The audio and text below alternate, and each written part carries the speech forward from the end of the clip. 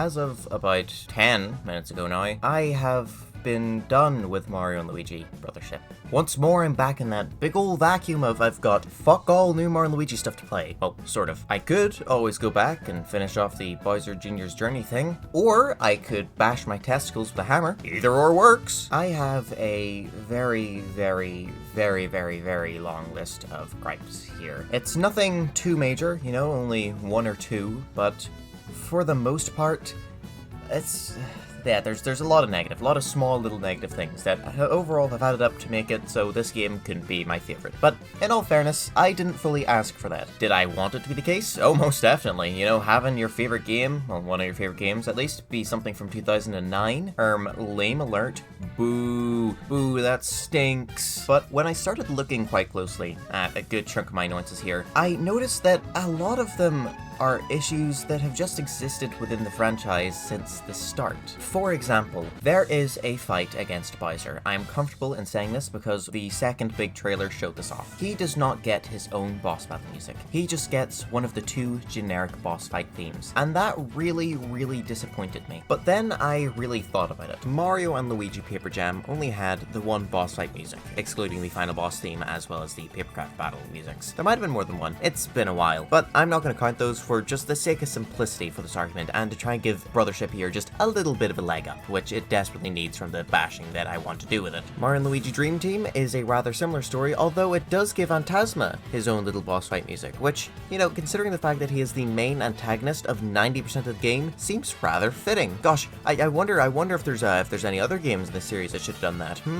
Mario and Luigi Bowser's Inside Story, as much as I love the game, I have to admit the fact that there is no other boss fight music bar the very final boss, it's a bit lame, and that's something that the remake does fix. Yeah, that's right, the remake got something right. It was kind of weird that Fawful, the main antagonist for 90% of the game, didn't have his own fight music, so I'm really happy that the developers thought, okay, let's give this man his own fight music in the remake. Additionally, the Dark Star also got their own theme, so that was just great. They both got their own thing. Like, wow, wowie, whoa. Then we had Mario and Luigi Superstar Saga, where, alright, then stop me if you heard this one before, that Cacletta chick.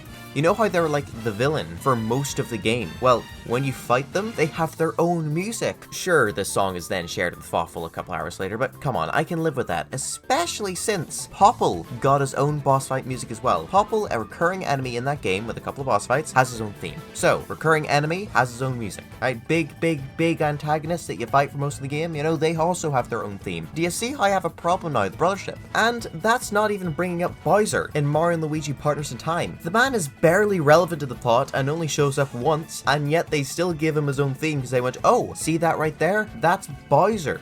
I think the man should have a theme because it's fucking Bowser. So sure, maybe I was asking too much to expect the series to give him his own boss fight theme, but at the same time, am I really? Paper Mario, from the very first game, give each of its chapter bosses their very own boss fight theme. Additionally, Junior Troopa, a recurring enemy in that game, also gets his own boss battle music. And then this tradition carried on into Thousand Year Door. It also carried into the rest of the series, but I'm bringing up Thousand Year Door here specifically because of two reasons. Firstly, the recurring mini-boss of the good old Shadow Triplet guys, guess what? They also got their own boss fight music. And secondly, Bowser, well, ooh, he might not be the final boss, but he gets his own fight music. Do you see what I'm getting at here? While perhaps excusable back when this series was on the handheld devices, Mario and Luigi has now made the jump into home console. Sure, it's a watery jump because it's the Nintendo Switch, it's a handheld, it's console, it's both, but still, I now see this game alongside all of my other proper first-party, full-on, this is your console game games. In comparison to those, it does seem to be a little weak.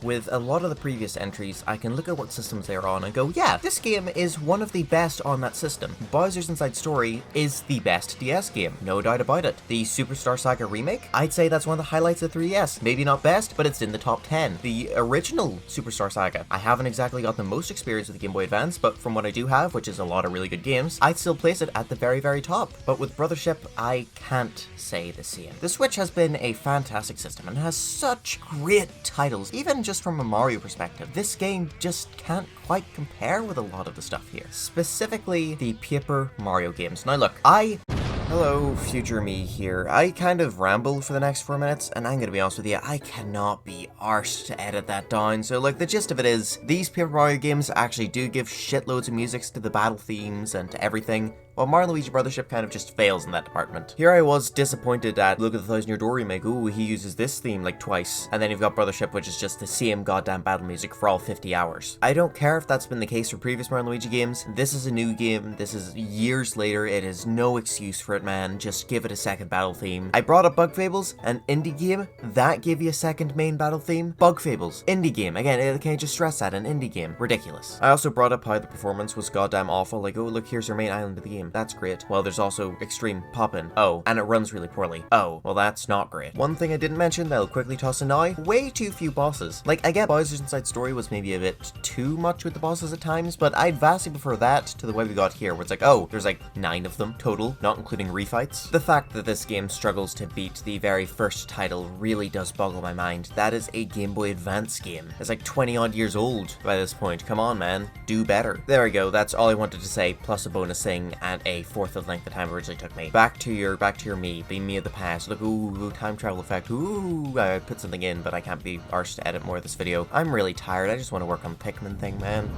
The game is still quite good, and I still definitely recommend it. If not just for the fact that I want there to be more Mario & Luigi games, then just for the fact that it was a really fun game. Just maybe not as fun as I would have hoped. I plan to do my end of the year ranking of everything I've played, and there's a game I played right at the very, very start of this year that I still believe to be my favorite. I was worried, maybe not worried, I thought that this game was going to dethrone that. It very much hasn't. If I had to rank it based off of a number, I'd give it a 7 or an 8. It's a pretty decent game. 9 out of 9, 10 out of 10. I don't think it deserves that. Sure, there's a lot of good, a lot of really great evolutions. For example, I really like the new battle plug system that I actually was using throughout the game till about halfway, where then I got enough syrup to just spam the bros attacks again. The looks, if not for the pop-in and the just really lagginess of the main ship, are fantastic. I don't get what people's problem is. This is quite literally the exact style of the art brought into 3D. What more do you want? It's got a proper story and unique characters, and it's got everything you want, except for a unique world, really. Yeah, notice how every positive has caveat? That's why the game doesn't deserve a 9 or a 10. There's room for improvement. If the series can continue, which it's got rocky sales right now, but considering the fact that it is a November game,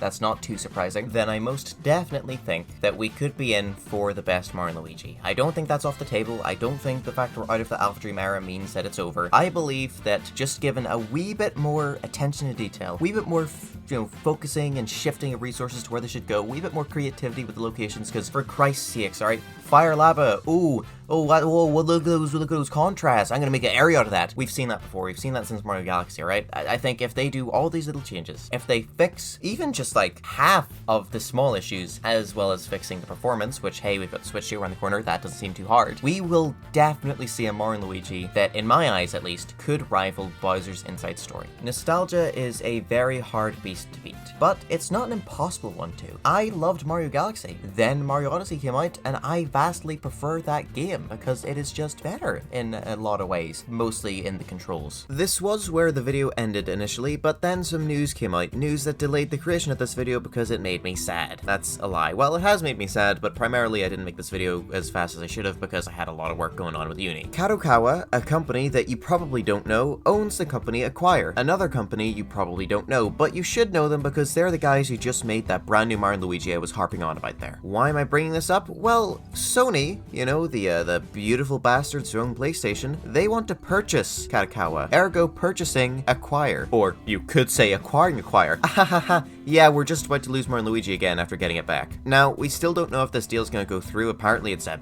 big ass company. It's gonna cost a lot of money, so I don't know. Maybe it won't happen, maybe everything will be fine, but it really does bum me out. First of all, it's because the series is in jeopardy again. I mean, Brothership, it didn't do as well as it could have, partially because it decided to release the same week as the Dragon's Quest 1 and 2 remaster. They have a great plan there, you idiots. But primarily because it just, all across the world, people just went, they didn't really like Brothership. I can get why they didn't like it, but it's just annoying that once more we are ending the Mario & Luigi series, for the time being, on a bit of a bummer bummer of a game. I really liked all the new parts that they did in this new Mario & Luigi game. That was my biggest annoyance with this game, was the fact they kept on falling back on bad series traditions. And also the fact that the good ones, they didn't really carry over. I mean, seriously, not one Wiggler boss fight? That is like the one thing of a Mario & Luigi game. That's like the one thing you need in a Mario & Luigi game. Come on. I would have loved to see these developers grow and flourish and to have made a really good Mario & Luigi game. You know, of course, their first one's gonna be a bit iffy. You know, the fact that Alpha Dream hit it out of the park right away, yo, that was sheer luck. Give these guys another game or two and we could have the best Mario & Luigi yet, but they might not get that chance. I keep saying might because as of now, it seems like it's more so of a rumor type of thing. It's not 100% confirmed. The company is really, really expensive. It's, God, I don't know. I haven't been fully following the situation. I do apologize for that. But again, this is one of my minier videos, right? I'm not gonna go and research. That's for nerds. This is a man telling you what he feels in his heart. And you know what I feel? Heartburn.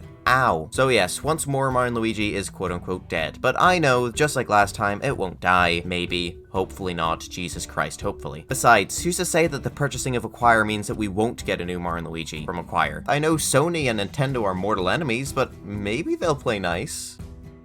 Yeah, they won't. They will not. At best, Sony will make their own knockoff Mario & Luigi game, maybe with like Jak and Daxter. That'd be sort of neat, I guess. There's also now developer interviews. Yep, that's right, another development. This video's taken far too long now. I'll be very brief with it. They're quite cool to read, and good God, again, just makes me sad. They knew, they understood the assignment. Just give them more time. Give them another game. They'll make it. Crazy, though, that this title was thought of before Paper Jam was like fully realized. I still can't get over that. What do you mean this game's that old in development, technically? Yeah, wow, bummer of a video. Bummer of a year for me, honestly, but that's for another time. Right now, this time, it's the end of the video. Look, it's the Waluigi pinball. I should record a lot more footage of me playing on that to mix it up, but at the same time, who cares? No one watches these bits. Alright, I can see the viewer retention graph. It takes a fucking dip and a half, you know, which is a shame, you know, tisk tisk and all that. If you do watch these usually, then I think you know the drill. Leave a like if you want to come back to this video so you can mock me for thinking that the series is going to be dead again, even though I know in my heart that it won't be.